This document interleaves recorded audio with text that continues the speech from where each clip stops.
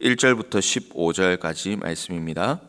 잠언 11장 1절부터 15절까지 말씀입니다.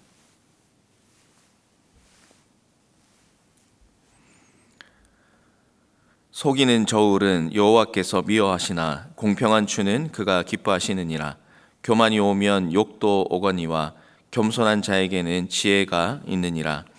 정직한 자의 성실은 자기를 인도하거니와 사악한 자의 패역은 자기를 망하게 하느니라. 재물은 진노하시는 날에 무익하나 공의는 죽음에서 건지시느니라. 완전한 자의 공의는 자기의 길을 곧게 하려니와 악한 자는 자기의 악으로 말미암아 넘어지리라.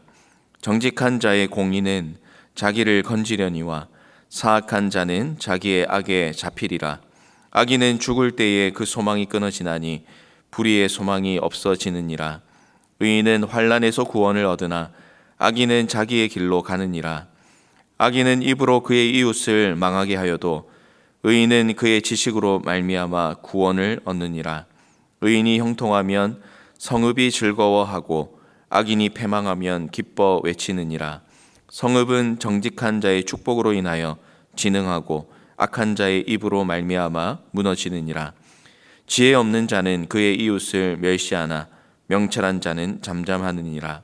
두루 다니며 한담하는 자는 남의 비밀을 누설하나 마음이 신실한 자는 그런 것을 숨기느니라. 지략이 없으면 백성이 망하여도 지략이 많으면 평안을 누리느니라. 타인을 위하여 보증이 되는 자는 손해를 당하여도 보증이 되기를 싫어하는 자는 평안하니라. 아멘. 솔로몬의 잠언은 의인과 악인의 삶 그리고 그에 따른 결과를 말하면서 우리에게 의인의 삶을 살기를 계속해서 호소를 하고 있습니다. 오늘도 계속되는 솔로몬의 권면을 들으면서 내가 의인의 삶을 매일마다 각오하면서 살아야 되는구나 라는 것을 깨닫기를 원하고 또 그런 소망을 가지고 하루를 시작하는 이 아침이 되기를 바랍니다. 말씀을 통해서 세 가지를 잠시 나누겠습니다. 첫 번째로는 겸손하고 정직한 삶을 살아가는 것이 지혜의 삶이라고 말씀하고 있습니다. 1절 말씀입니다. 속이는 저울은 여호와께서 미워하시나 공평한 추는 그가 기뻐하시느니라. 아멘. 솔로몬의 시대는 다 아시다시피 이스라엘의 역사 가운데 가장 부강한 시기라고 해도 과언이 아닐 것 같습니다. 무역이 활발하게 일어나게 되고 또 수많은 사람들이 이스라엘을 오가게 되었습니다. 사람들이 오가면서 돈도 자연스럽게 많이 오가게 되고 또 그로 말미암아 나라가 부유해지고 사람들의 삶도 윤택해지게 됩니다. 그런데 이렇게 돈이 모이고 또 풍족한 삶을 살아나가면서 또 한 가지 사람들 마음 가운데 싹트기 시작하는 것이 무엇이냐면 바로 욕심이라는 것이 싹트기 시작합니다. 이 욕심이 싹이 트면서 정상적인 거래를 해야 되는 이 상황이 나쁜 마음을 먹는 사람들이 생겨나게 됩니다. 그리고 부정적인 행위가 일어나게 됩니다. 사람을 속여서 더 많은 이익을 취하고자 하는 사람들이 생겼습니다. 오늘 말씀에는 그 방법을 구체적으로 설명을 하는데 무게를 재는 저울이나 또 추를 이 무게를 조작해서 사람들에게 그 물건에 대한 금액을 속이는 일들이 있게 되었던 것입니다. 그러나 이런 일들은 도덕적인 비난에서만 끝나는 것이 아니라고 하나님께서 오늘 분명히 경고를 하고 있습니다. 하나님은 이런 행위를 미워하신다 라고 분명히 말씀을 하고 계신 거죠. 4절 말씀처럼 재물은 하나님의 진노의 날에 아무런 쓸모없이 무익하게 될 것이라고 말씀합니다. 하나님께서는 누구에게나 차별 없는 마음, 누군가를 속이는 것이 아니라 정직한 삶을 살아가는 자를 하나님께서 기뻐하신다고 우리에게 분명히 말씀을 하고 있는 것입니다. 누군가를 속이는 삶을 살면 그 마음 가운데는 교만이 생길 수밖에 없습니다. 2절 말씀해 보시면 교만이 오면 욕도 오거니와 겸손한 자에게는 지혜가 있다고 말씀합니다. 누군가를 속이고 누군가를 짓밟으면 내가 힘이 있는 것처럼 착각이 들게 됩니다. 자연스럽게 교만한 삶을 살아갈 수밖에 없습니다. 하지만 교만하면 하나님께서 그를 미워하시기 때문에 결국은 수치와 모욕을 받게 될 것입니다.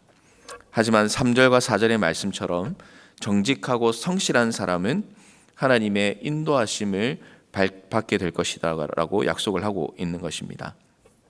사랑하는 성도 여러분, 심은 대로 거둔다 하는 것은 하나님의 법칙이라고 할 수가 있습니다. 그런데 우리가 하루하루를 살아가면서 이 법칙이 하나님의 법칙임을 알지만 우리는 사탄의 유혹과 또 죄의 영향 가운데서 심지 않았음에도 불구하고 많이 거두고 싶어하는 마음이 오늘도 우리의 삶에 크게 자리 잡고 있는 것을 발견할 때가 있습니다. 공평한 추로 사람들을 바라보고 대해야 하는데 속이는 추로 사람을 차별하고 사람을 속일 때가 있습니다. 내가 더 좋은 것을 가지기 위해서 다른 사람의 고통에 침묵할 때도 있습니다. 그러나 이런 행동은 오늘 말씀에서 분명히 경고하는 것처럼 하나님께서 미워하시는 행위입니다. 하나님께서 미워하시는 이 행위가 혹 우리의 삶 가운데 남아있고 또 이런 모습이 나에게 있다면 오늘 이 아침에 여러분 기도하시고 또 하나님 앞에 우리 자신을 돌아보면서 정말 뿌리채 뽑아지는 은혜가 있기를 원합니다 라는 소망으로 하나님 앞에 나아갔으면 좋겠습니다. 정직으로 옷 입고 하나님의 사랑과 기쁨을 소망하는 삶을 사시길 바랍니다. 어디에서 무엇을 하든지 겸손과 정직의 삶을 산다면 하나님의 기쁨이 여러분의 삶 가운데 임하게 될 줄로 믿습니다. 그런 삶을 살아가시는 모든 성도님들 되시기를 주님의 이름으로 축원합니다. 두 번째로 오늘 말씀을 통해서 우리가 살펴볼 것은 여호와의 심판이 임할 때에 의인과 악인은 각기 다른 모습을 가지게 된다는 것입니다. 5절부터 8절의 말씀은 여호와의 심판이 임할 때에 의인과 악인이 어떻게 될 것인가를 가르쳐주고 있습니다.